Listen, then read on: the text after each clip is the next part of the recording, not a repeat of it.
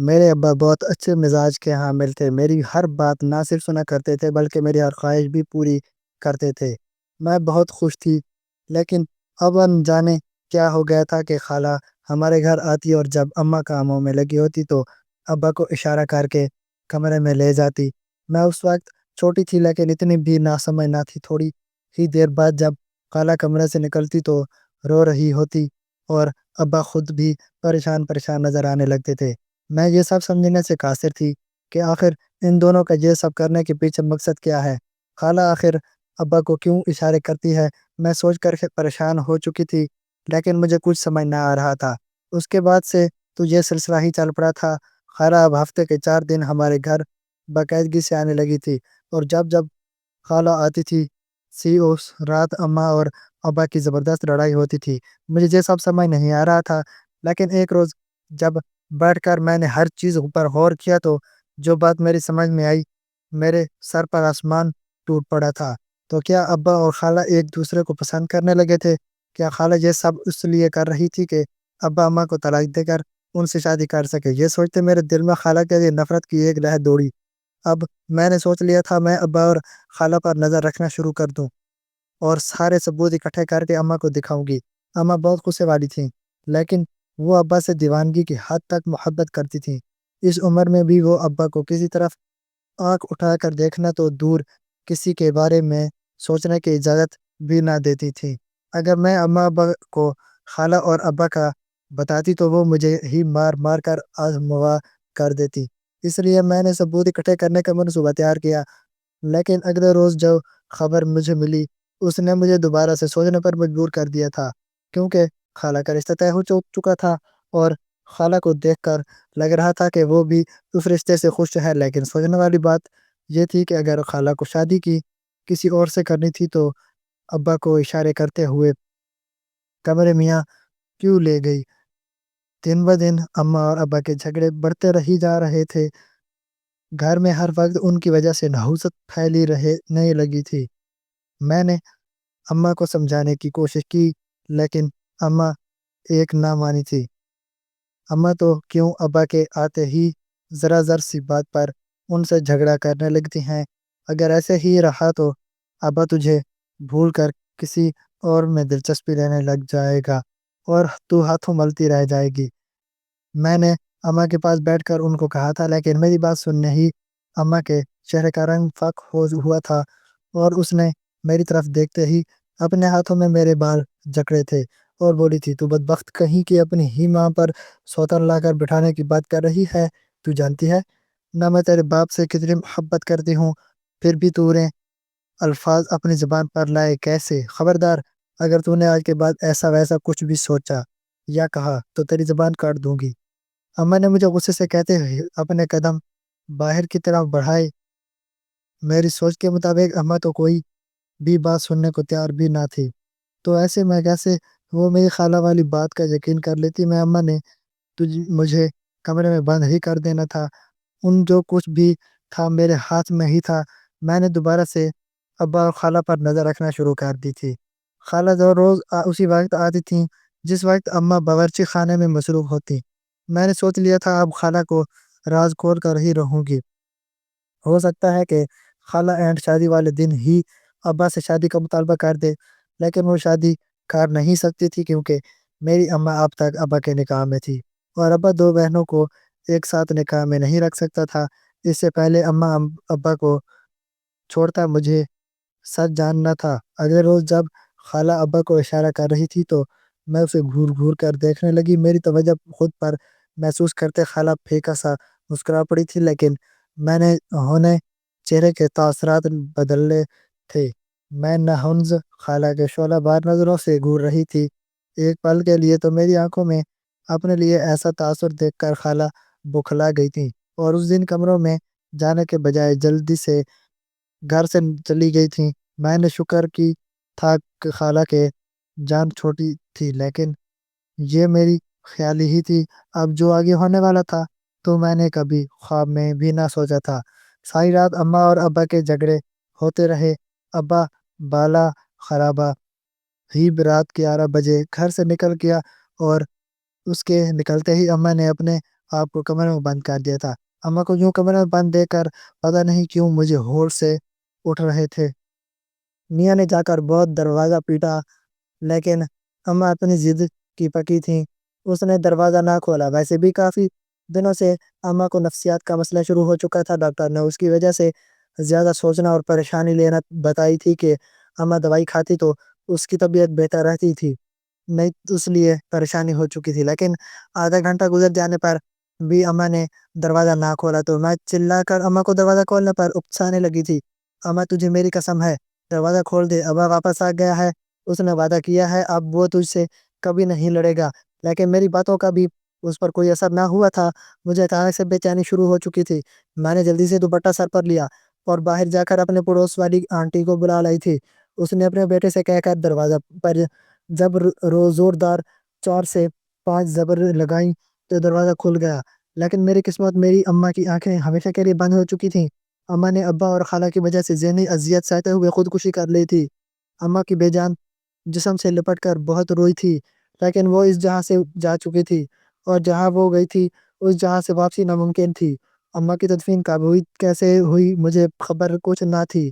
مجھے گہرا صدمہ لگا تھا، لیکن اماں کی موت کے 2 دن بعد سے ہی خالہ کا ایک بار پھر سے ہمارے گھر آ جانا شروع ہو چکا تھا۔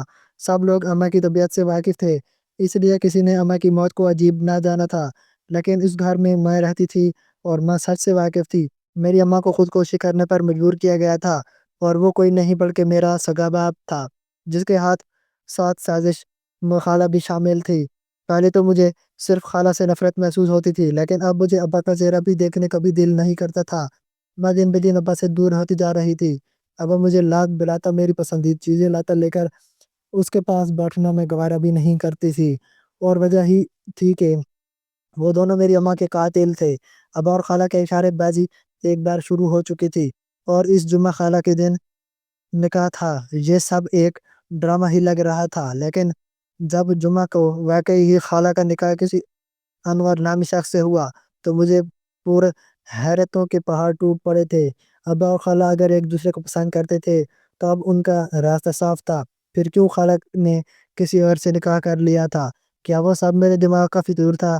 اب اس کی اپنے ہی ابا کو غلط سمجھی جا رہی تھی، اپنی سوچ شرمندگی ہوئی تھی۔ اگر ابا اور خالہ کے بیچ کچھ ہوتا تو اب تک وہ دونوں کا نکاح کر چکے ہوتے۔ اس کا مطلب یہی تھا، مجھے وہ سب غلط فہمی ہوئی تھی۔ لیکن اگر ابا اور خالہ ایک دوسرے کو پسند نہیں کرتے تھے تو پھر وہ دونوں اشارہ بازی کرنے کے بعد کمرے میں جا کر کون سی خفیہ گفتگو کرتے تھے، اور یہ سب اماں کے جانے کے بعد بھی جاری کی تھا۔ ابا اور خالہ کے ناجائز تعلقات تھے، اور اگر تھے بھی تو وہ دونوں کیوں شادی نہیں کر رہے تھے؟ 1 مہینے بعد خالہ کی رخصتی ہونے والی تھی۔ اگلے روز پھر سے ہمارے گھر آ گئی تھیں۔ میں باورچی خانے میں کھڑی تھی، فوراً اسے باہر آ گئی تھی اور ارے خالہ، مہینوں بعد آپ کی رخصتی ہے اور آپ یہاں وہاں گھومتی پھر رہی ہیں، آپ کو چاہیے جا کر کچھ خریداری وغیرہ کریں، اپنے جہیز کا سامان وغیرہ اپنی پسند سے لیں۔ میں نے چہرے پر مسکراہٹ سے جا کر خالہ کو کہا، جو ابا وہ کچھ دیر کل بالکل خاموش ہو گئی اور میری طرف دیکھنے لگی۔ میں نے بھی خالہ سے نظریں نہیں چرائی تھیں، کھوٹ ان کے دل میں تھا تو نظریں کیوں چراتی؟ ارے میں تو یہاں تمہارے لیے ہی آتی ہوں، بہت برا ہوا جی، کو ایسی ہمت نہیں ہارنی چاہیے، ان کو تمہارے بارے میں بھی تو سوچنا چاہیے تھا۔ پتہ نہیں ابا جی نے یہ انتہائی قدم کیوں اٹھا لیا؟ وہ چہرے پر افسردگی دکھاتے ہوئے افسوس کرنے لگی تھی۔ تھوڑی دیر باتیں کرنے کے بعد وہ ابا کے کمرے کی طرف جانے لگی تھی تو میں بے ساختہ دل بول اٹھی تھی، خالہ آپ تو مجھ سے ملنے آئی تھی نا، تو ابا کے کمرے میں کی طرف کیوں جا رہی ہیں؟ وہ اس کا وقت آرام کر رہے ہیں، ہماری زندگی میں ایک طوفان لا کر ان کو سکون نہیں جو اب نکاح کرنے کے باوجود بھی یہاں پر آ گئی ہیں۔ میری باتیں سن کر خالہ کے قدم رکے تھے۔ اس نے آنکھوں میں تحیر سمیٹ کر میری طرف دیکھا تھا، اس کے چہرے کا رنگ اڑا ہوا تھا، ایک رنگ جا رہا تھا جب بولی، اس کی زبان لڑکھڑائی سی گئی تھی، میں تو تمہارے ابا کا حال پوچھنے جا رہی تھی، باجی کے جانے سے کافی اداس ہو گئے ہیں اس لیے میں آرام تھی۔ خالہ نے میری اتنی بڑی بات پر کوئی بھی رد عمل ظاہر نہیں کیا تھا، ابا کی طبیعت کا بہانہ لگا کر ان کے کمرے میں جانے لگی تھی۔ دوستو، ہمارا کہانی آپ کو کیسی لگ رہی ہے؟ شوپ سٹوریز کو آپ اس کے ساتھ جڑے رہیے، ہم آپ کو ایک بہت اچھی خوبصورت روز کی کہانی لے کر آتے ہیں، تو آپ ہمارے چینل کے ساتھ جڑے رہیے۔ تو چلتے ہیں۔ تو آپ کو تکلیف کر رہی ہیں، آپ بیٹھے، ابا کو یہیں بلوا لیتی ہوں، ویسے بھی چائے کا وقت ہو چکا ہے۔ ابا جب باہر آئے تو کافی خوش نظر آ رہے تھے۔ ابا کو دیکھتے خالہ کا چہرہ بھی کھل اٹھا تھا، دونوں باتیں میاں میں مغزول تھے۔ ابا کو دیکھ کر نہ لگتا تھا کہ ان کو اماں کے جانے کا کوئی بھی غم ہے، بلکہ وہ تو خاموش تھے۔ مجھے ابا اور خالہ کی کچھ سمجھ نہ آ رہی تھی، اگر پسند کرتے تو نکاح کیوں نہیں کیا، اور اگر نکاح کسی اور سے بھی کر لیے تو یوں چھپ کر اشارہ بازی اور کمرے میں بند ہو کر کیا گفتگو کرنے کی کوشش کرتے تھے۔ آج تو میں ان کو روک لیا تھا، لیکن میں جانتی تھی کہ ان کو روز نہیں روک سکتی۔ ابو ماں نے سوچ لیا تھا کہ میں جان کر رہوں گی، وہ کمرے میں جا کر ایسی کون سی خفیہ باتیں کرتے ہیں جو میرے سامنے یا اماں کے سامنے نہیں کر پاتے۔ میں نے اماں اپنا ہر حربہ آزما دیا تھا، لیکن میں کسی طرح پر کامیاب نہیں ہوئی تھی، اور نہ ہی مجھے کچھ پتہ چل سکا تھا۔ میں نے کمرے میں ایک فون تک چھپا کر رکھ دیا تھا، لیکن اس کا بھی مجھے کوئی فائدہ نہ ہوا تھا، کیوں کہ وہ دونوں اتنا آہستہ بات کر رہے تھے کہ اگر پاس کھڑی ہوتی تو بھی نہ سنائی دیتا۔ فون تو پھر بہت دور پڑا ہوا تھا۔ ان کی باتوں کے دوران ان کے چہرے پر پہلے دیکھ بھرے تاثرات تھے، اس کے بعد غصے والے، اور آخر میں وہ دو شخص خوش دکھائی دے رہے تھے۔ میں نہ سمجھی سے اس ویڈیو کو دیکھ رہی تھی، لیکن مجھے کچھ سمجھ نہیں آ رہا تھا۔ اگر ان دونوں کی عجیب حرکتوں کو دیکھ کر میں اخذ کر سکتی تھی۔ دن گزرتے جا رہے تھے، اور 2 دن بعد خالہ نے رخصت ہو کر اپنے سسرال چلے جانا تھا، اور یہ راز ہمیشہ کے لیے ایک راز جانے والا تھا۔ مجھے خالہ اور ابا کا راز پتہ کرنے کا بڑا تجسس تھا۔ وہ دونوں شاید میری حرکتوں سے بے خبر ہرگز نہ تھے، بلکہ بہت محتاط تھے۔ اس وجہ سے میرا کوئی منصوبہ کامیاب نہ ہو سکا تھا، لیکن یہ میری خالہ کی عام ہی تھی کہ سچ کبھی باہر نہیں آتا۔ اس کے بعد کچھ ایسا ہوا جس نے پہلے تلے سے زمین سرکا دی تھی۔ اس روز خالہ کی رخصتی تھی، لیکن سب سے بڑا جھٹکا تو مجھے اس وقت لگا کہ رخصتی سے ٹھیک 10 منٹ پہلے ابا ابھی آ کر سائٹ پر بیٹھ گئے، اور تھوڑی دیر ہی بعد وہاں پر نکاح بھی پڑھایا جا چکا تھا۔ مجھے کچھ سمجھ نہیں آ رہی تھی، اگر خالہ کا نکاح منور سے ہو چکا تو ابا نے کس لڑکی سے نکاح کر لیا تھا۔ میں ان سوچوں میں پریشان کھڑی تھی جب ساری سموں کے بعد خالہ کی میری طرف آئی تھی، اور مجھے سینہ سے لگا کر بہت زیادہ روئی تھی۔ میری بچی، مجھ سے نفرت نہ کرنا، میں نے کچھ غلط نہیں کیا، بلکہ جو کچھ بھی ہوا وہ بالکل صحیح ہوا ہے۔ خالہ یہ آخری الفاظ کہتے ہوئے گاڑی میں بیٹھ کر چلی گئی تھی، لیکن مجھے مزید سوچوں کے بھنور میں تنہا چھوڑ گئی تھی۔ اس کے کہنے کا کیا مطلب تھا؟ جو کچھ بھی ہوا ہے صحیح ہوا ہے۔ اس بات کا کیا مطلب تھا کہ اماں کی موت کا مجھے غم نہیں کرنا چاہیے تھا؟ کیا وہ اسی وقت کی مستحق تھیں؟ لیکن آخر اس نے ایسا کیا تھا جو اماں کی موت کے کچھ ہی وقت بعد دوبارہ اسے اپنی دنیا بسا چکا تھا۔ اس کی بیٹی جوان تھی، اور وہ اس عمر میں خود نکاح کر بیٹھا تھا۔ مجھے ابا سے تو خالہ سے بھی زیادہ نفرت محسوس ہوئی تھی، لیکن میں اسے دیکھنا چاہتی تھی جس کی وجہ سے یہ سب ہوا تھا، اور یہی سچ جاننے کے لیے میں دلہن کے کر کے کمرے میں چلی گئی تھی۔ ابا ابھی بھی باہر تھا، مہمانوں کو رخصت کرنے میں مصروف تھا۔ میرے پاس یہی صحیح وقت تھا کہ میں اس عورت سے جا کر سوال جواب کر سکوں، آخر کیوں وہ ایسے مردگی زندگی میں گھس آئی تھی جس کی ایک جوان بیٹی بھی تھی، اور اس کی بیوی کی موت کو بھی کم وقت گزرا تھا۔ شاید یہی وہ تھی جس کی وجہ سے میرے ابا اور خالہ نے میری اماں کے ساتھ وہ سب کیا تھا، جس کے چلتے اماں نے خودکشی جیسا سخت قدم اٹھا لیا تھا۔ میں کمرے میں داخل ہوئی تو بستر پر آرام سے بیٹھی ابا کا انتظار کر رہی تھی۔ یہ جگہ میری اماں کی تھی، جہاں وہ آج بڑی شان سے بیٹھی ہوئی تھی۔ میں نے آگے بڑھتے جو ہی کا گھونگھر اٹھایا تو پیر تلے سے زمین نکل گئی، کیونکہ وہاں تو میری ہی ماں بیٹھی ہوئی تھی، اور یہ سب میری آنکھوں کا کوئی فطور نہیں تھا، بلکہ وہ اماں ہی تھی۔ میں گونگو کی کیفیت میں گری انگور آنکھ کو دیکھتی رہی۔ میری آنکھیں برسنے لگی تھی۔